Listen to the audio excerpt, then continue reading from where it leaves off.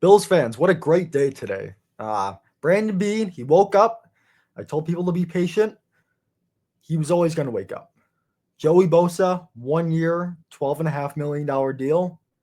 Wonderful. And I'll tell you why. Because I see all the concerns. Oh, he's been hurt a lot lately. Oh, his production's not the same. Oh, he's washed up. We got to slow it down a little bit. The fact of the matter is, he has been hurt. But last season, he played 14 games. He had some of the foot issues again. He has in the past. Still had a 14% pass rush win rate. Still had 15 QB hits. Still forced 2 fumbles. And he had 5 sacks, which is not great. But the fact is, there's still production there. And there's more to dig into.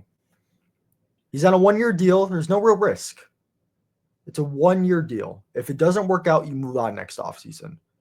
The upside is he gives you a good 8.5, 9 sacks, maybe like a 15% pass rush win rate again, which would be second on the Buffalo Bills front outside of Greg Rousseau, who lingers right around that same mark. There's not a lot to dislike with this signing. I understand the injury concerns, but this is why you have a deep defensive line. You bumped AJ Epinesa from your second defensive end to your third. He was bad last year. Let's be honest about it. He had a 5% pass rush win rate. The run contain was okay. The run defense was okay, maybe a little bit above average, but nothing special. Having him as your second edge was not going to work. Joey Bosa takes some of that out of his hands. Everybody gets a little bit less snaps. As far as Bosa gets less snaps than when he was in Los Angeles, but he'll still have more than Von Miller because of his run defensibility. AJ Epinesa's snap count will be cut. And then Michael Hoyt comes in, and he can do some of the things that Smoot did, and I think he can take a little bit off of Bosa and Epinesa's plate even as well. You have Javon Solomon. Last season, you didn't see him play much. Second year, maybe a little bit more. We have an entire draft. 10 picks.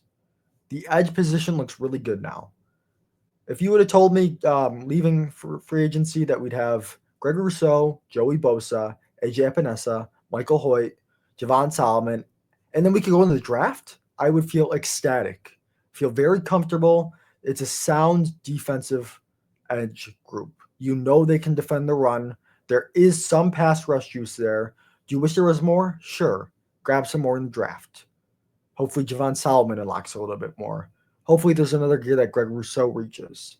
Joey Bosa, is he going to be better than Von Miller? I would say so. I'd be willing to put my money on that. So I like the signing. I think it's a good signing, and there's a lot to like about that room right now.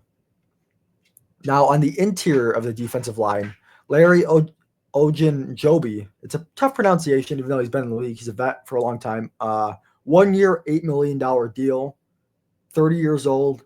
Same thing. Last few years in Pittsburgh, he's playing the 3-4 front, not his best football. Been injured a lot. The juice hasn't been great the last few years, but he still is a penetrator in the run defense. The run defense was a clear need, and they've done so with Joey Bosa and Ogunjobi to fix that. The run defense is there. He can take something off of Ed Oliver's plate and Daquan Jones. Is the pass rush stuff great? No. The pad level, he gets up sometimes. But I really do like this signing. It's 1 year, $8 million. Same thing as with Joey Bosa. There's no risk with the signing. You're going to get some production out of him. It's better than what you had last season in Austin Johnson and what you had in anybody else that you brought in, like a Quentin Jefferson. It's another low-risk signing that could have some solid reward, and you're going to go into the draft and continue to address the defensive tackle position like you are the edge position. Now, I'm not like sold on Dwayne Carter either, but I think there's more untapped potential than people like to give him credit for. The Buffalo Bills clearly believe in Dwayne Carter. They clearly think there's more there.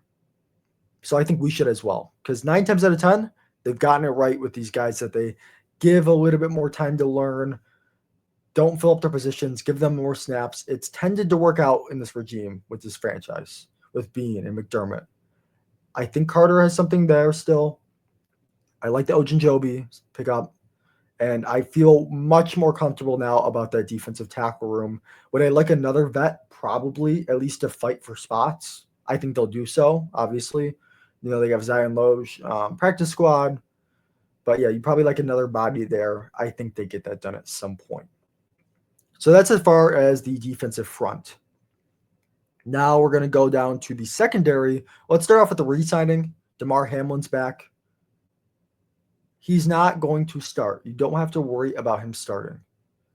The only reason, in my opinion, that Cole Bishop didn't start last season was he went into camp and he got hurt right away, and then he got hurt in the season. There was no chance he was going to be able to beat out Rapp or Hamlin for a job. A rookie out of Utah that got hurt twice and missed most of his camp, pretty much all of his camp. I have a lot of faith in him. I would imagine the Bills have a lot of faith in him, and the rest of the fan base should feel pretty good about his play at the very end of the season. The Chiefs game, I could say he was probably your second best player on the defense. There's a lot of potential there. Hamlin's you're going to be your third guy, maybe fourth, because we get into another safety signing. I would not worry about Hamlin resigning. I think it's fine depth. He knows the system. He's been here 5 years. Good resigning. It's cheap. It's 1 year deal. There's no risk. It's a common theme with all these signings. It's 1 year defensive stopgaps, and they're going into a draft with 10 picks and no real spots outside of one wide receiver need on the offense. They're going to spend a ton of picks there. That's what this is. It's stopgaps. Then they bring in Darrick Forrest from Washington. I love this signing. I think it's a wonderful signing. 5'11", 200 pounds. The dude can hit. Now, the tackling technique is not great. Missed tackle rate, not great. Is he got elite speed? No, but he has good speed. It's not as good as his 40 time. The play speed isn't as great as his 40 time is. His processing isn't perfect, but there's physical tools and good instincts to work with, and some really good tape from 2022 and a little bit of good tape from 2023. Not much from 2024, but there's some stuff that you like to see from him that makes you like having him as your third or fourth safety. Now, I think a big part of this was he got hurt in 2022 and 2023, and there was a new regime with Dan Quinn, and they looked for a different thing in their safeties, and they brought in safeties, including a Jeremy Chin. It was kind of tough to get his job back after that. And I think there's more untapped potential there than people like to believe. Now, am I going to say he's Jordan Poyer and Micah Hyde? No, he's not going to be.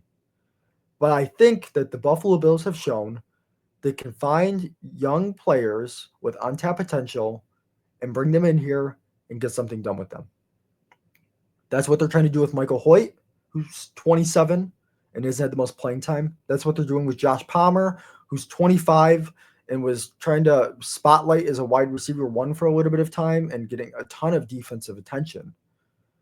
That's what they're doing now here with Darrick Forrest. I like the theme. Find guys who aren't in perfect situations, even Ogunjobi, where he's playing in a 3-4, and he gets switched to a 4-3. Find guys in bad positions where they're not playing their best football and put them in a more advantageous spot to succeed. I like that. I think these are all really good moves. And when we don't have a good move, I'll tell you, because I already know what's going to happen. Oh, he likes all the moves. Oh, he's being a homer. If I don't like a move, I will tell you.